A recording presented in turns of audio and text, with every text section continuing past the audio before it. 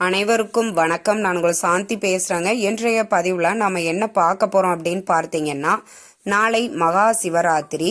இரவு முழுவதும் கண் விழிக்க முடியாதவர்கள் சக்தி வாய்ந்த இந்த நேரத்தில் வழிபாடு செய்யுங்கள்.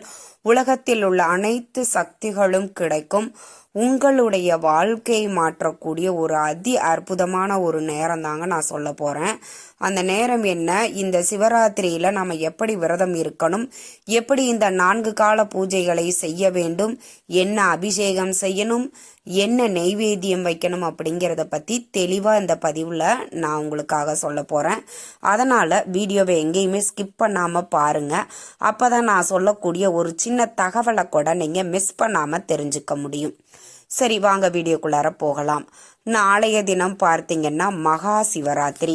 மாதந்தோறும் நம்மளுக்கு சிவராத்திரி வந்தாலும் இந்த மாசி மாதத்துல வரக்கூடிய மகா சிவராத்திரி அன்று கண் விழித்து விரதம் இருந்து சிவபெருமானை யார் ஒருவர் வழிபாடு செய்கிறார்களோ அவர்கள் வாழ்க்கையில் அவங்களுக்கு சகல தோஷமும் நீங்கக்கூடியது.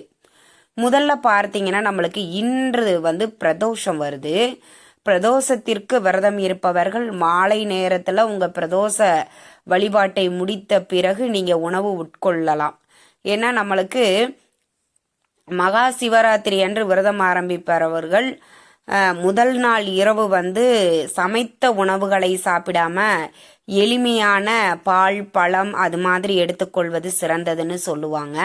ஆனா முதல் நாள் பிரதோஷ விரதம் இருக்கிறோம்மா, நாங்களே காலையில இருந்து சாப்பிடல, பால் பழம் சாப்பிட்டா மறுநாளும் நாங்க சாப்பிடாம முழுவதுமா இருக்கணும் அப்படின்னு நிறைய பேருக்கு ஒரு சந்தேகம் இருக்கும். ஆனா அது பிரச்சனை இல்லைங்க. பிரதோஷ விரதம் இருக்கக்கூடியவர்கள் நீங்க மாலை நேரத்துல உணவு தாராளமாக எடுத்துக்கொள்ளலாம். ஒரு 7 மணிக்குள்ள நீங்க உணவை எடுத்துக்கொள்ளுங்கள்.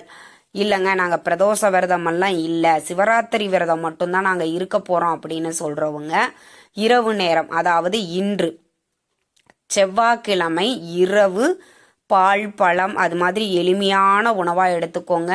சமைத்த உணவுகளை வடை, பாயாசம், சாப்பாடு, சாம்பார், பொரியல் அப்படின்னு உணவுகளை எடுத்துக்கொள்ளாமல் ரொம்ப எளிமையான உணவுகளை எடுத்துக்கொண்டு மறுநாள் மகா சிவராத்திரி அன்று காலையில எழுந்திருச்சு குளிச்சுட்டு உங்க வீட்டில் இருக்கக்கூடிய அண்ணாமலையார் படம் வச்சிருக்கிறீங்க, சிவலிங்கம் வச்சிருக்கிறீங்க, எது வச்சிருந்தாலும் சரி, ஒரு தீபத்தை ஏத்திட்டு உங்களுடைய விரதத்தை நீங்க ஆரம்பிச்சுக்கோங்க.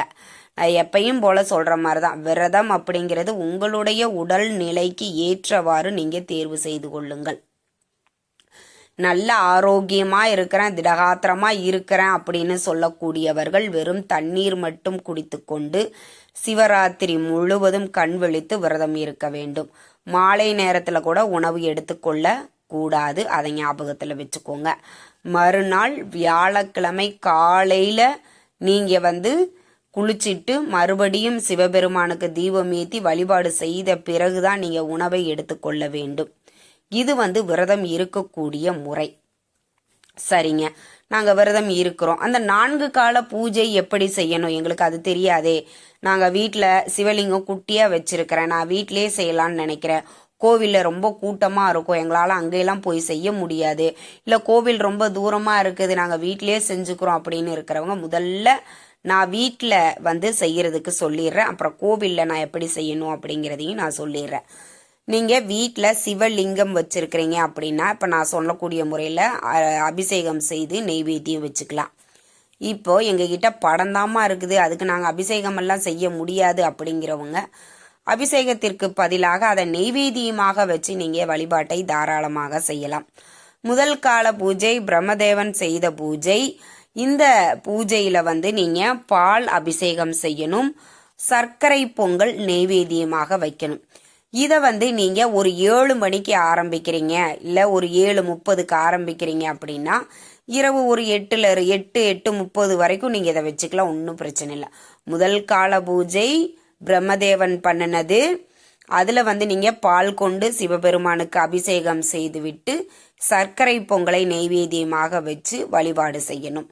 அதற்கப்புறம் 2வது கால பூஜை விஷ்ணு பகவான் செய்த பூஜை.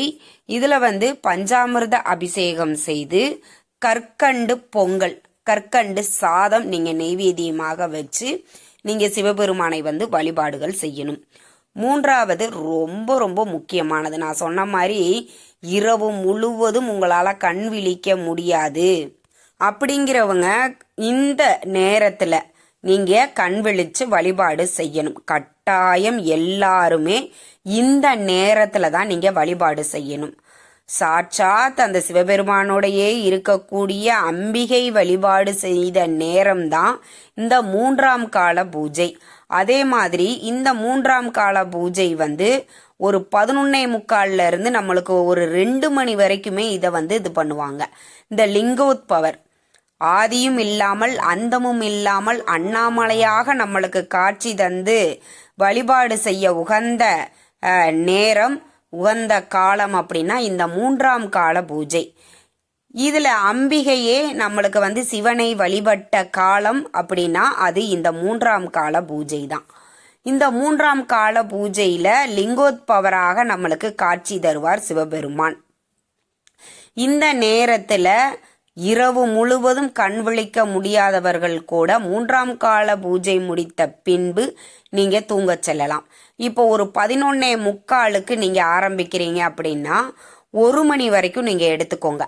1 மணி வரைக்கும் நீங்க அந்த நேரத்துல தேன் கொண்டு அபிஷேகம் செய்து, அந்த நேரத்துல எள் சாதம் செய்து நீங்க நெய்வேத்தியமாக வைக்கணும். அந்த நேரத்துல வில்வ இலை கொண்டு சிவபெருமானுக்கு அர்ச்சனை செய்வது அப்படிங்கிறது ரொம்ப விசேஷம். நாளைய தினம் மகா சிவராத்திரி அன்று ஒரு வில்வ இலையேனும் சிவாய நம சிவாய அப்படின்னு அந்த மந்திரத்தை சொல்லி யார் ஒருவர் ஒரு வில்வ இலையால அர்ச்சனை செய்தாலும் அவருக்கு சிவபெருமான் காட்சி தருவார். முழு அருளும் அவர்களுக்கு கிடைக்கும். அப்போ அந்த 3ஆவது கால பூஜை ரொம்ப ரொம்ப ரொம்ப ரொம்ப சிறப்பானது. அந்த காலத்தை நீங்க எக்காரணத்தை கொண்டும் தவறாம எல்லாருமே வழிபாடு செய்யுங்க. இல்லைங்கம்மா, நாங்கள் ப்ரெக்னெண்ட்டாக இருக்கிறோம், இல்லை குழந்தைகள் இருக்கிறாங்க, இல்லை எங்களுக்கு மருந்து மாத்திரைகள் ட்ரீட்மெண்ட் எல்லாம் எடுத்துக்கிறோம், மறுநாள் நாங்கள் வேலைக்கு போகணும், எங்களாலையெல்லாம் இரவு முழுவதும் கண் விழிக்க முடியாது அப்படிங்கிறவங்க நீங்கள் ஒரு 11:45க்கு எழுந்திருச்சு நீங்கள் அந்த 1 மணி வரைக்கும் ஒரு 12:45 வரைக்கும் ஆகுது. இதில் உங்களுக்கு எந்த ஒரு 10 நிமிடத்தை தேர்வு செய்து கொண்டு தியானம் பண்ணுங்க. சிவாய நம சிவாய அந்த மந்திரத்தை சொல்லி ஒரு 10 நிமிடமேனும் அந்த குறிப்பிட்ட நேரத்தில் தியானம் பண்ணுங்க. அந்த 12 மணிக்கு பார்த்தீங்கன்னா நம்ம தியானம் பண்ணும் பொழுது உலகத்தில் இருக்கக்கூடிய நல்ல ஆற்றல்கள், நல்ல அதிர்வலைகள், நல்ல சக்திகள் அனைத்தும் நம்மளுக்கு கிடைக்கும் அப்படிங்கிறது ஐதீகம். அந்த 10 நிமிட வழிபாடு மிக மிக வலிமை பெற்றது, மிக மிக சக்தி வாய்ந்தது. அதனாலதான் நான் சொல்றேன், இரவு முழுவதும் கண் விழிக்க முடியாதவர்கள் கூட இந்த 3ஆம் கால பூஜை வரைக்குமாவது கண் விழித்து நீங்க அந்த நேரத்துல வழிபாடுகள் செய்யணும். தேன் அபிஷேகம் செய்து எள் சாதம் நெய்வேத்தியமாக வச்சு நீங்க இந்த வழிபாட்டை செய்து நிறைவு செய்த பிறகு நீங்க தூங்க கூட செய்யலாம். அது ஒன்றும் பிரச்சனை இல்லை. இப்போ நாங்க அபிஷேகமும் செய்யலம்மா, நாங்க வழிபாடெல்லாம் எதுவும் செய்யல அப்படிங்கிறவங்க கூட அந்த 12 மணிக்கு எழுந்திருச்சு உங்க பூஜை அறையில ஒரு தீபத்தை ஒன்று ஏற்றி வச்சுட்டு ஒரு 10 நிமிடம் மனதார சிவனை நினைத்து தியானம் பண்ணிட்டு அதற்கப்புறம் கூட நீங்க தூங்க போகலாம். இப்போ வெளியில டிராவல் பண்ணிட்டு இருக்கிறீங்க, இல்லை நாங்கள் ஒரு வேலையாக இருக்கிறோம், எங்களால் இந்த நேரத்தில் வில்வேலையை கொண்டு போய் அர்ச்சனையெல்லாம் செய்ய முடியாதுங்கிறவங்க கூட அந்த நேரத்தில் ஒரு 10 நிமிடம் நீங்கள் அமைதியாக தியானம் செய்தாலே போதும், உங்களுக்கு அற்புதமான பலன்கள் கிடைக்கும். 4ஆவது கால பூஜை 4 மணிலிருந்து 6 மணி வரைக்கும் இருக்கக்கூடிய பூஜை 4ஆவது கால பூஜை. இந்த பூஜை பார்த்தீங்கன்னா மனிதர்கள், தேவர்கள், ரிஷிகள் எல்லாருமே வழிபாடு செய்ய உகந்த காலம் 4ஆம் கால பூஜை. இந்த 4ஆம் கால பூஜையில கரும்பு சாறு அபிஷேகம் செய்யலாம். கரும்பு சாறு கிடைக்கல அப்படிங்கிறவங்க பால் கொண்டு அபிஷேகம் செய்து சுத்த அன்னம், அதாவது வெள்ளை அன்னத்தை நெய்வேத்தியமாக 2 சொட்டு நெய் விட்டு அதை நெய்வேத்தியமாக வச்சுட்டு அதற்கப்புறம் நீங்க உணவு எடுத்துக்கொள்ளலாம். சரி, உணவு எடுத்துக்கொண்டாச்சு, அதற்கப்புறம் நாங்க தூங்க போலாமான்னு கேட்பீங்க. நிறைய பேருக்கு சாப்பிட்ட உடனே அப்படியே கண்ணெல்லாம் சொக்கும். ஆனா கண்டிப்பா தூங்கக்கூடாது. பகல் முழுவதும் கண் விழித்து மாலை 6 மணிக்கு மேலே உங்கள் பூஜை அறையில் ஒரு தீபம் ஒன்று ஏற்றி வச்சுட்டு சிவபெருமானை பிரார்த்தனை பண்ணினதுக்கு அப்புறமாக ஒரு 7 மணிக்கு மேலே நீங்கள் தூங்க செல்லலாம். இப்படித்தான் மகா சிவராத்திரி விரதம் இருந்து சிவபெருமானை வழிபாடுகள் செய்யணும். இப்போ கோவிலில் செய்கிறீங்க அப்படின்னா என்ன செய்யும்? இப்போ நான் சொல்லியிருக்க பொருட்களை எல்லாமே நீங்கள் கோவிலுக்கு அபிஷேகத்திற்கு வாங்கி கொடுத்துட்டு நீங்கள் அங்கு நடக்கக்கூடிய பூஜைகளில் நீங்கள் கலந்து கொண்டு சிவனை வழிபாடு செய்யலாம். நாளைய தினம் மகா சிவராத்திரி அன்று சிவனை கண்விழித்து வழிபாடு செய்யுங்கள். நிச்சயம் சிவனினுடைய அருள் பரிபூர்ணமாக கிடைக்கும். இந்த தகவல் உங்களுக்கு ரொம்பவுமே பயனுள்ளதாக இருந்திருக்கும்னு நினைக்கிறேன். வீடியோ பிடிச்சிருந்தா லைக் பண்ணுங்க, ஷேர் பண்ணுங்க, கமெண்ட் பண்ணுங்க. நன்றி, வணக்கம்.